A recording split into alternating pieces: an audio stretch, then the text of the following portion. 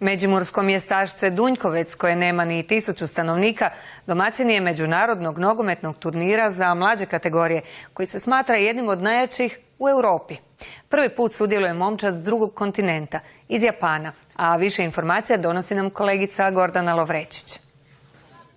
Evo nas u malenome Dunjkovcu u kojem se okupilo 12 vrsnih nogometnih ekipa, pola iz inozemstva. Igrači su u dobi do 12 godina, dakle poznato je da je nogomet omiljeni sport, igra se u najranijoj dobi i s nama je Ante iz Rijeke. Evo, koliko dugo ti igraš nogomet? Godinu dana. A koliko godina imaš? 8,5. A zašto igraš nogomet? Jer ga volim. A tko još igra nogomet? Moji prijatelji i moj brat. Hvala ti. Evo dakle, na ovom turniru okupi se mnoštvo mladih nogometaša. Rekli smo 12 ekipa ovdje, ovaj put čak iz drugog kontinenta, iz Tokija. S nama je predsjednik nogometnog kluba koji organizira ovaj turnir, dakle gospodin Michel Ganzer.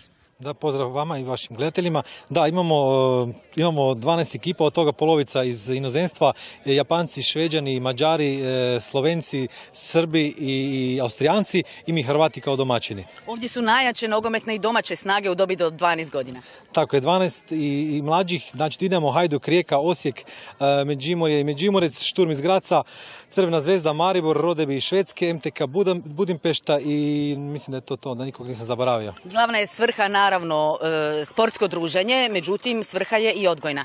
Tako je, ovaj turnir je pod parolom sportom protiv droge i drugih poroka današnjice, a mi pokušavamo to propagirati na maksimalno mogući način.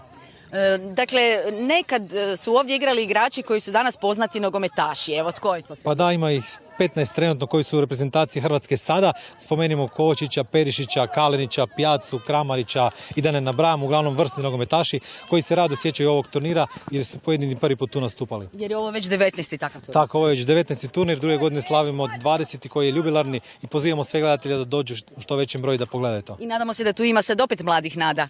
Ne da se nadamo, nego znamo da ima, samo moramo ih prepoznati. Hvala vam lijepo na ovom razgovoru.